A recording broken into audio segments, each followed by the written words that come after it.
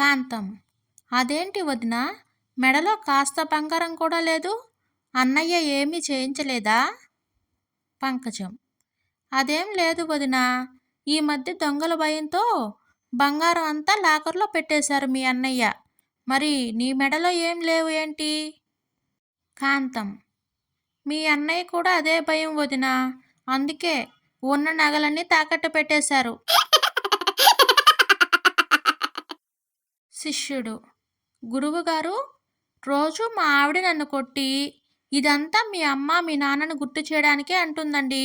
ఎంత ఆలోచించినా కొట్టి అలా ఎందుకు అంటుందో తెలియట్లేదు. గురువుగారు: చిన్నప్పుడు అమ్మ కొడితే అమ్మా అమ్మా అని ఏడుస్తాం. అదే నాన్న కొడుతుంటే బాబోయ్ బాబోయ్ అని అంటాం. కానీ పెళ్ళైన తర్వాత భార్య చేతిలో తన్నులు తినేవాళ్ళు అమ్మ బాబోయ్ అంటూ అరుస్తాం. అంటే అమ్మా నాన్న గుర్తొస్తారన్నమాట. సీను: నేను ప్రేమించిన అమ్మాయి కాస్త గయ్యాలే అయినా తను వేరే వాళ్ళని పెళ్లి చేసుకుని వెళ్ళినప్పుడు ఎంత బాధపడ్డానో తెలుసా?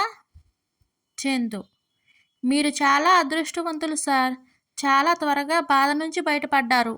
సీను: ఇంతకు మీకేమైంది, అంత బాధపడుతున్నారు? చందు: ఆ అమ్మాయిని పెళ్లి చేసుకుంది నేనే సార్. చెప్పులు కొనుక్కోవడానికి వెళ్ళిన కాంతం 5 గంటల పాటు షాప్లో ఉన్న చెప్పులన్నీ ట్రై చేసినా ఏదీ నచ్చలేదు. చివరగా ఒకదాన్ని సెలెక్ట్ చేసుకుంది. కాంతం: ఇది ఎంతో చెప్పండి. షాపు యజమాని: డబ్బులు ఏమీ వద్దు, ఫ్రీగా తీసుకుపోండి. కాంతం: నేను అలా తీసుకుపోయేదానిలా కనిపిస్తున్నానా?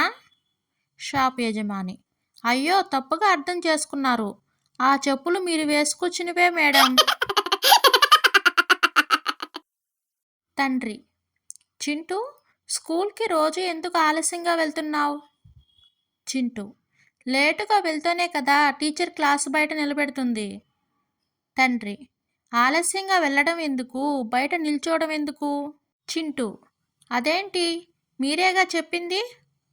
తండ్రి: నేనేం చెప్పాను? చింటూ: అవుట్ స్టాండింగ్ స్టూడెంట్గా పేరు తెచ్చుకోమని చెప్పారుగా.